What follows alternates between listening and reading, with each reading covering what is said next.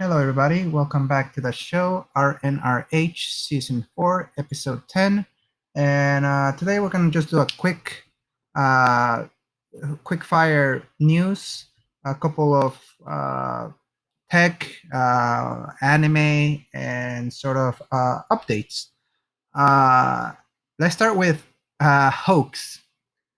Walmart has been set to accept Litecoin, and they have made a partnership. So they're gonna implement it on their Walmart Pay app for people to start using cryptocurrencies as a form of payment. And today they released those fake hoax news, and an hour later, Walmart had to come up and officially state, please stop stop telling everybody, all the journalists and all the reporters and all the sort of quote unquote leakers, that we're gonna accept cryptocurrency. There's no such process or plan for any of this to happen. Uh, and I think we know who's doing all this. It's not Walmart, and it's not even cryptocurrency owners or cryptocurrency enthusiasts or investors. This is all journalists and reporters and quote unquote leakers trying to get clicks and trying to get views on a sensationalist kind of story, which not only hurts Walmart, but it mainly hurts people that are investing in cryptocurrency. It kind of devaluates and kind of makes it seem, I'm gonna say, sort of insignificant cryptocurrency, in a way that, oh yeah, Walmart's taking it. Oh, never mind, they're not. It must be such a horrible thing to invest in or to trying to get into. When I mean, El Salvador has just made it Bitcoin sort of like a national currency along with their regular paper fiat money. So it kills the momentum and the sort of the improvement that the sector has tried to gain or achieve. But you know what? If you want to use cryptocurrency for payments, you could always go to El Salvador now. Bitcoin accepted everywhere that government allows it. If maybe the store owner doesn't have any kind of way to accepting it, it's you just go back to your money, to your physical money. Uh, in other news, Apple kind of won and lost their lawsuit given to them uh, uh, from Epic Games, against Epic Games. But Epic Games is against Apple. The thing is that a judge, Gonzalez of the Supreme, not I think a U.S. District Judge, decided to rule with Apple in the one of the complaints that Epic Games broke their terms of service and their contract by developing Fortnite and accepting payments outside of the Apple Store, Apple App Store, which sort of there's so many different ins and outs of this, because same issue with cloud gaming. If you want an app, you gotta make sure that it has to accept Apple only sort of transaction and payment. Netflix gets away with it because they made a deal with Apple, and if you don't have Netflix in your store, then nobody's gonna want to use your service and your phone and your sort of wall garden.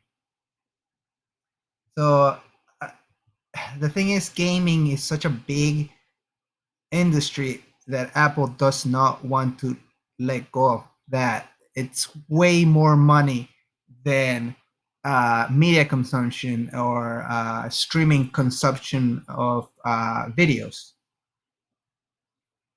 And it takes us to the part where there's a silver lining for Epic. Following the South Korea law of making the Apple App Store and other stores uh, more competitive and not antitrust, is to allow different forms of payment. And this, I'm gonna say, oh, credit card, debit card, PayPal, yeah, all that, but other forms of third-party payments from the developer or from a third party, which kind of allows people to maybe get deals on something, sort of like how Steam has sort of keys and humble bundle, kind of like sales at a lower price, sort of that, to allow more competitive purchases.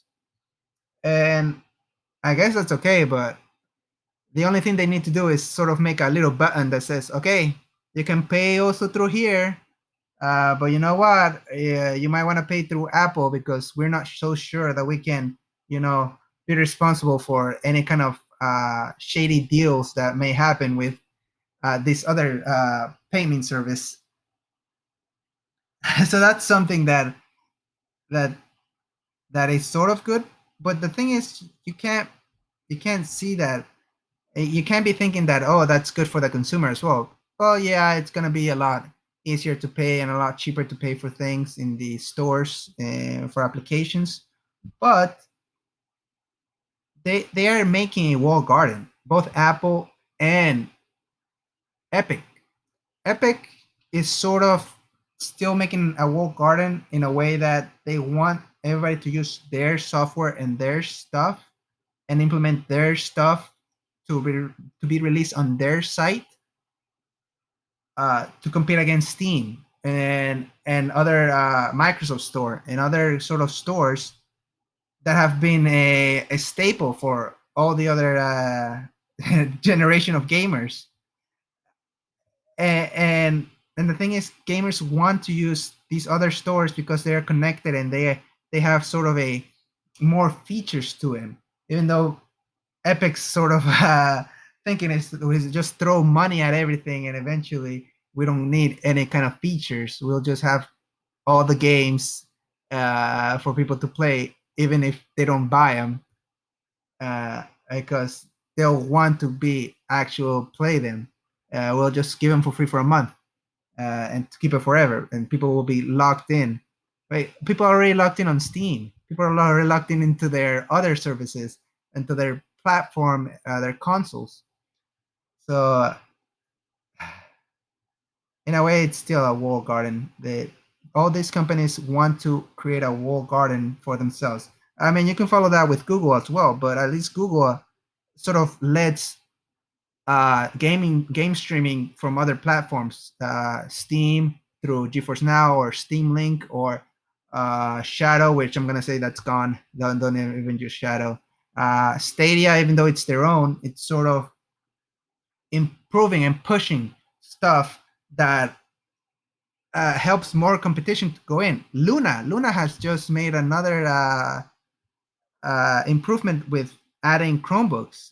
It's not limiting Google into a wall garden, and that's something that I kind of see Google having a better grasp of things, even though they kind of still fall under the antitrust with this lawsuit, which is dumb because they allow other app stores to be installed into their uh, phone and their ecosystem. But that's just a rant of me being biased with Google. Another thing, well, talking about Google, they recently released Android 12, but mainly it's sort of a soft launch only for Pixel 5a, their latest affordable phone. And people are just can't wait for October Cue uh, wake me up when September ends music. Well, all these other news is gonna be sort of like, oh, I can't wait for October because everything gets announced in September, but gets implemented and released in October. Android 12, amazing material and sort of theme focus update, which is also going into the Chrome OS updates with Android 12 going into Chrome OS. I think right now it's Android 10 and a little bit of Android 11 implemented in their newest Chrome OS 93rd version. So these news are sort of like enticing for just, okay, game streaming and everything looks nicer. Well, not just game streaming directly into YouTube for content creators of like lower budget. They tend to have Chromebooks, which are like $100, $200, $300, have be very secure and very fast with the optimization of their OS operating system, and features that can also be implemented from other sites through progressive web apps and other internet services provided. So yeah, those two things, a better tablet sort of layout as well, but that's about it for the Android 12 updates. Lastly, Komi-san can study live action has been released in September, which is another, like everything gets announced in September and gets released in October, which everybody's waiting for. That Komi-san. If you have been, listen, everybody, if you have been a listener, I don't know if you're from Cambodia or Sri Lanka. These are my listeners from way back. They might know that I have a soft spot for Komi-san. It's like one of, if they told me what's the definition of best girl, I would say Komi-san. And it's just amazing that if you still have an itch for having some of that Komi-san fix, Komi-san live action is out with 8 episodes. They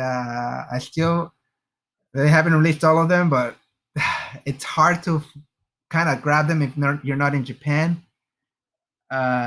It's like it releases every Monday in NHK, and I just gotta say, next episode, it's just gonna be Komi-san live action review if I manage to get my hands on it. But otherwise, I'm just gonna be waiting like anxiously for October and Komi-san anime releasing in October 6th. Ah, man, everything gets released in October, like first week of October. Okay, I'm just gonna rant too much, and I just wanted to keep it to 15 minutes. Thank you for listening. Just my rambles, and I'll catch you on the next one. Hopefully, after I watch Komi-san live action. Take care. Bye.